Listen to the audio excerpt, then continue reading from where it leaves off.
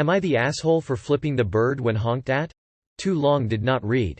I pulled out of a drive lane to indicate I was trying to park. Next driver to encounter me became impatient despite my efforts to GTFO.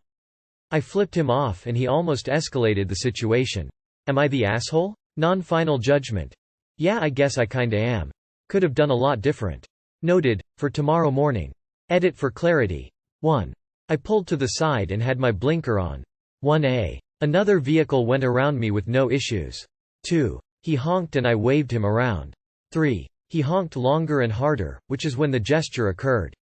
4. He pulled around me, demonstrating he could have done so at any time including at step 1a or at step 2, put his vehicle in park, and began to exit his vehicle.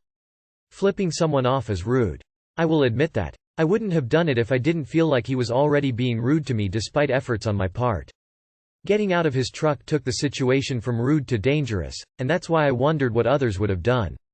For those saying I don't have any context on his world, true, but he doesn't have any on mine either. Maybe my vehicle stalled, in which case my blinker would still be working. Maybe I pulled into a parking lot to reset my GPS. There's a lot of possibilities there and I admit I could have behaved differently. Is there a better subreddit for, what should I have done?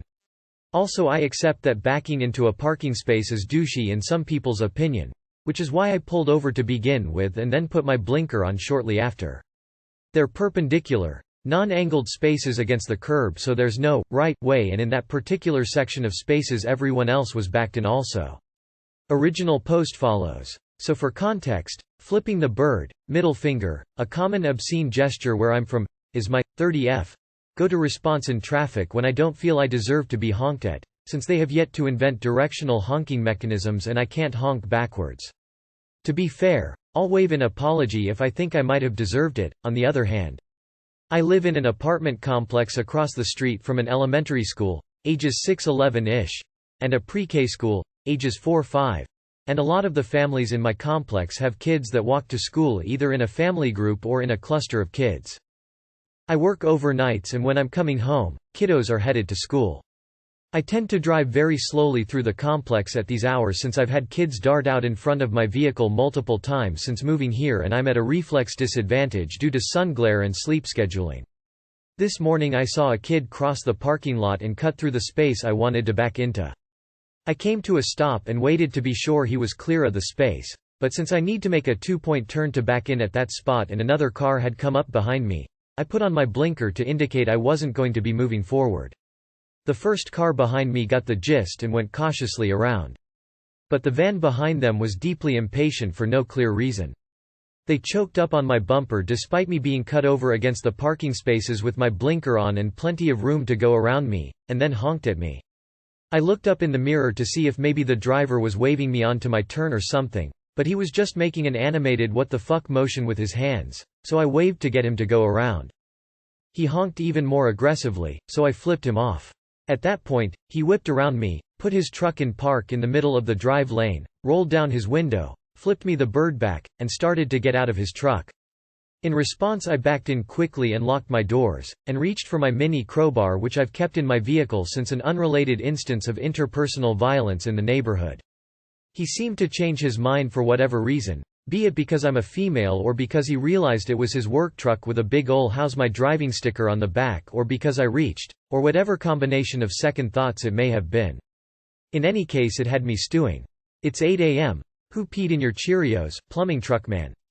Was ITA for flipping the bird after doing my best to explain myself from inside my vehicle? I don't know if you're in awe, but I can tell you it solves nothing and only serves to escalate the situation. Info. Op, are you from the USA? If you are, I'm not sure you're an asshole, but I'm extremely concerned about your risk assessment and judgment. Info. Was it necessary to back into the space, or was it your choice? You are the asshole from the first paragraph. That shouldn't be a response at all, let alone a go to response. Him getting out of his car should have been a wake-up call for you. You fucked around and found out. Drive better or get off the road. You are the asshole. It doesn't matter who's in the wrong. All it does is escalate the situation. It's just a horn. Stop being so sensitive. Am I the asshole for not allowing alcohol at my wedding and not telling people why? I, 28 female. Am marrying my fiancé James, 25 male, in September.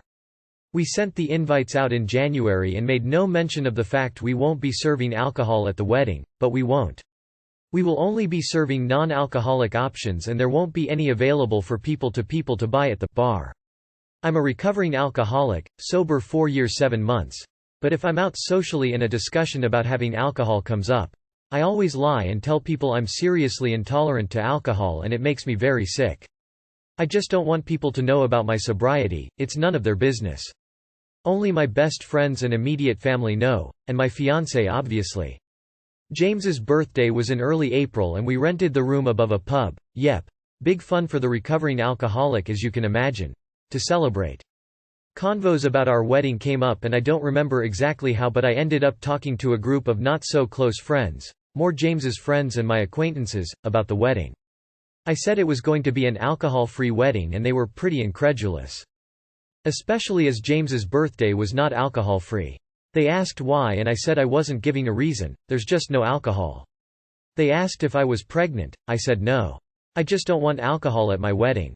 I was called a buzzkill and told that people go to weddings to drink, that it's polite to put money behind the bar for your guests particularly if they are evening guests. It ended up in this big debate about drinking at weddings. One of our much closer friends joined the convo and asked why I didn't just tell them all why I don't drink. I said it was none of their business, pretty rudely to be honest but I was getting pissed off at this point. One of James's friends said being honest about it was the least I could do and it was wrong of me not to at least explain myself. One of them also made a fairly unpleasant joke at my expense basically suggesting I'm the ball and chain now for James. I took myself out of the conversation because I was upset but I still don't think I owe anyone an explanation despite what they say. Am I the asshole? Edit. A few people have brought this up so I thought I'd address it. We didn't put it on the invites because BYOB isn't really a thing here with these kinds of venues, so we figured people won't. If they do I can't stop them drinking it but I'd rather they didn't. However if we put that it's a dry wedding more people will try and bring their own. And because we've told the venue there's no alcohol, we have to pay a very steep corkage fee if people bring it and the venue staff notice. So we'd have to pay a considerable amount if someone was really obvious about it, and we all know drunk people aren't great at secrecy. Edit.